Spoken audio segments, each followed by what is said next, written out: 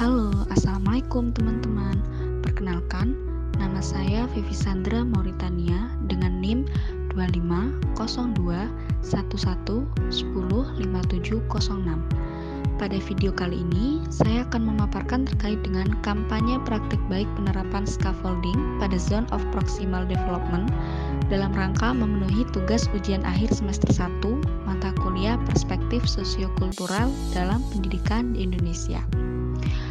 Adapun hasil kampanye praktik baik yang sudah saya lakukan yaitu sebagaimana berikut. Kampanye praktik baik terkait dengan penerapan scaffolding pada Zone of Proximal Development ini saya lakukan di SMA Negeri 4 Jember, yaitu pada peserta didik di kelas 11-9. Dalam hal ini, saya melakukannya pada mata pelajaran sejarah.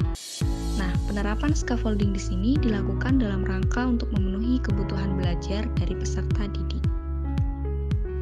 Pembahasan pertama terkait dengan kampanye praktik baik yang saya lakukan, yaitu mengenai intervensi terkait penerapan scaffolding pada ZPD yang akan dipaparkan sebagaimana berikut. Scaffolding adalah metode pembelajaran yang melibatkan pemberian dukungan belajar secara terstruktur kepada peserta didik dalam rangka mendorong kemandirian belajar peserta didik selama proses pembelajaran berlangsung. Dalam metode ini, guru dapat memberikan petunjuk, peringatan, dorongan, menguraikan masalah ke dalam langkah-langkah pembelajaran, memberikan contoh atau dukungan lainnya yang sesuai dengan kemampuan peserta didik. Tujuannya adalah agar peserta didik dapat tumbuh mandiri dan mengembangkan kemampuan belajar mereka. Menurut pandangan Vygotsky, pembelajaran terjadi ketika anak bekerja atau belajar menangani tugas-tugas yang belum dipelajari, tetapi masih berada dalam jangkauan kemampuannya atau yang disebut dengan zona perkembangan proksimal. Dalam konteks pembelajaran, konsep scaffolding merujuk pada peran guru atau orang dewasa dalam memberikan dukungan dan bimbingan kepada peserta didik untuk mencapai tahap atau level berikutnya secara bertahap. Pada tahap awal, dukungan diberikan secara terstruktur, namun secara berjenjang dikurangi untuk mendorong kemandirian belajar peserta didik. Adapun usaha yang dapat dilakukan guru dalam memberikan bantuan kepada peserta didik bertujuan agar pembelajaran dapat tercapai secara maksimal. Jenis bantuan yang diberikan kepada peserta didik pun juga dilakukan secara bertahap sesuai dengan tingkat kemampuan dari peserta didik. Melalui pemberian scaffolding terhadap peserta didik, maka hal ini dapat membantu mereka untuk bisa memahami materi dengan lebih baik. Selanjutnya yaitu kita akan membahas terkait dengan Zone of Proximal Development atau yang dikenal dengan istilah ZPD. Dalam hal ini, ZPD mengacu pada jarak antara tingkat perkembangan aktual seseorang ketika belajar secara mandiri dengan tingkat perkembangan potensial ketika dibantu oleh orang dewasa atau teman sebaya yang dianggap lebih mahir. Nah, dalam hal ini, Vygotsky berpendapat bahwa interaksi sosial dan bantuan dari orang dewasa atau teman sebaya yang lebih mampu dapat membantu anak mengatasi tugas-tugas yang sulit dan mempercepat perkembangannya. Dalam ZPD, anak dapat mencapai tingkat perkembangan yang lebih tinggi melalui bimbingan atau kerjasama dengan individu yang memiliki kemampuan lebih. Dalam konteks pendidikan, guru berperan sebagai fasilitator sekaligus mediator pembelajaran peserta didik. Konteks pembelajaran ZPD menekankan pentingnya peran guru atau pembimbing dalam membantu peserta didik mencapai potensi maksimal mereka. Guru perlu memahami tingkat perkembangan dan kemampuan dari masing-masing peserta didik agar dapat memberikan bimbingan yang sesuai dengan ZPD peserta didik. Dengan memberikan bantuan yang tepat dan memperluas ZPD peserta didik secara bertahap, maka guru dapat membantu mereka mencapai tingkat pemahaman dan keterampilan yang lebih tinggi. Selanjutnya yaitu intervensi terkait penerapan scaffolding pada Zone of Proximal Development atau ZPD. Dalam proses pembelajaran, penerapan scaffolding memiliki keterkaitan yang cukup erat dengan konsep ZPD. Penerapan scaffolding bertujuan untuk membantu peserta didik melewati ZPD mereka masing-masing. Nah, dalam hal ini, scaffolding dapat membantu peserta didik untuk membangun pemahaman dan menginternalisasi informasi baru. Melalui bantuan sementara yang diberikan oleh guru, peserta didik diharapkan dapat menyelesaikan tugas atau mengembangkan pemahaman baru sehingga pada akhirnya mereka dapat mengerjakan tugas yang serupa secara mandiri tanpa bantuan dari siapapun. Dalam penerapan scaffolding, guru juga dapat menyesuaikan jumlah bimbingan yang dapat diberikan kepada peserta didik sesuai dengan level kinerja yang telah dicapai anak. Scaffolding sendiri dapat diberikan pada saat peserta didik melakukan aktivitas berdiskusi secara kolaboratif bersama dengan kelompok. Penerapan scaffolding dilakukan dengan memberikan bimbingan kepada peserta didik, di mana dalam hal ini guru akan berkeliling untuk memberikan bimbingan dan melakukan pendampingan terhadap kegiatan belajar yang dilakukan oleh peserta didik. Selain itu, guru juga dapat mengkonfirmasi terkait dengan apa yang sudah dikerjakan oleh peserta didik, serta menanyakan terkait dengan kendala ataupun kesulitan yang mungkin ditemukan oleh peserta didik selama proses pembelajaran. Kemudian, guru dapat mengimplementasikan scaffolding yang dapat menstimulus keterlibatan aktif peserta didik selama mengikuti proses pembelajaran, sehingga peserta didik dapat mencapai kemandirian belajarnya masing-masing. Namun, dalam hal ini, peserta didik tetap akan mendapatkan bantuan atau bimbingan dari guru agar mereka lebih terarah untuk mencapai tujuan pembelajaran yang telah ditetapkan. Pembahasan selanjutnya yaitu terkait dengan kampanye praktik baik yang saya lakukan mengenai pembelajaran dan replikasi terkait penerapan scaffolding pada zone of proximal development yang akan dipaparkan sebagaimana berikut. Penerapan scaffolding dilakukan di kelas 11-9 pada materi dampak pendudukan Jepang di Indonesia dan strategi perlawanan bangsa Indonesia dalam menghadapi tirani Jepang. Adapun model pembelajaran yang digunakan yaitu model pembelajaran Project Based Learning atau PGBL dengan output proyek yang akan dihasilkan yaitu membuat poster atau infografis sejarah. Nah, pada pembelajaran tersebut, sebelumnya saya memberikan bimbingan kepada peserta didik dan kemudian saya mengurangi bantuan tersebut hingga peserta didik dirasa cukup mampu untuk bisa bekerja secara mandiri dalam menyelesaikan tugas-tugasnya. Adapun langkah-langkah praktik pembelajaran scaffolding yang diterapkan di kelas 11-9 sebagaimana berikut. Pertama, terkait dengan kegiatan pendahuluan.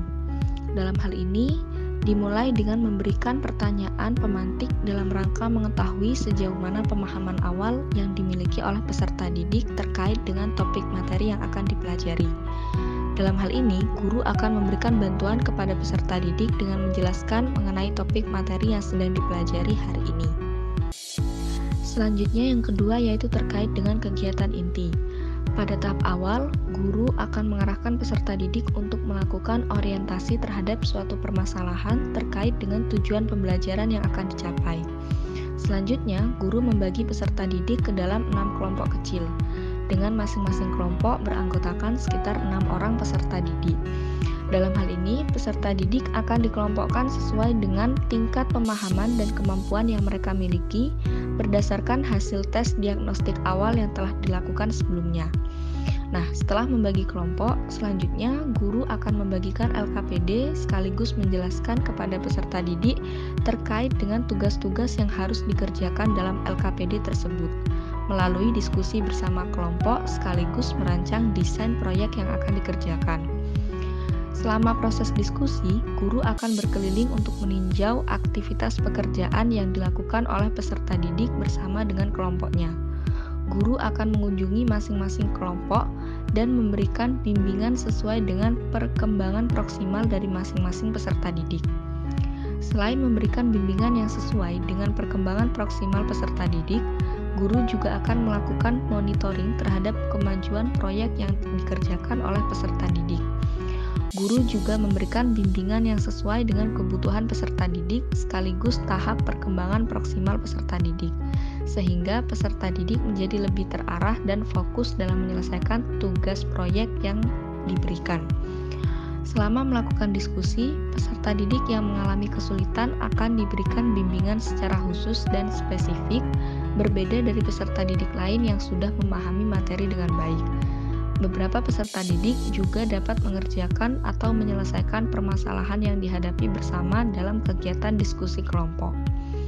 Adapun pada tahap selanjutnya, guru akan menguji hasil proyek yang sudah dikerjakan oleh masing-masing kelompok, sekaligus menguji hasil belajar peserta didik. Pada tahap akhir, setelah peserta didik berhasil menyelesaikan proyek secara berkelompok dengan bimbingan guru, mereka selanjutnya akan mempresentasikan hasil diskusi yang sudah dibuat bersama dengan kelompok. Selama presentasi, guru memberikan kesempatan bagi kelompok lain untuk memberikan tanggapan, berupa kritik dan saran ataupun pertanyaan kepada kelompok yang presentasi. Guru juga memberikan umpan balik yang positif atas hasil kerja yang sudah dipresentasikan oleh kelompok. Setelah melakukan presentasi, guru melakukan refleksi sekaligus evaluasi bersama dengan peserta didik terkait dengan pelaksanaan kegiatan pembelajaran yang telah dilakukan dengan menggunakan metode scaffolding. Nah, peserta didik juga mampu untuk menjelaskan terkait dengan hasil yang telah diperoleh dari materi pembelajaran hari ini dengan menyimpulkan poin-poin penting yang didapatkan selama mengikuti kegiatan pembelajaran. Pembahasan terakhir terkait dengan kampanye praktik baik yang telah dilakukan, yaitu mengenai hasil yang dicapai terkait penerapan scaffolding pada Zone of Proximal Development (ZPD). Adapun hasil konkret yang telah dicapai terkait penerapan scaffolding pada Zone of Proximal Development yaitu sebagaimana berikut. 1. Meningkatkan keterlibatan aktif peserta didik dalam mengikuti kegiatan pembelajaran sejarah. 2. Peserta didik menjadi lebih termotivasi dalam belajar dan antusias untuk mengerjakan tugas pembelajaran yang diberikan. Melalui pemberian scaffolding, peserta didik merasa lebih percaya diri dan mampu dalam menyelesaikan tugas-tugas yang diberikan. 3. Meningkatkan hasil belajar sekaligus keterampilan berpikir peserta didik.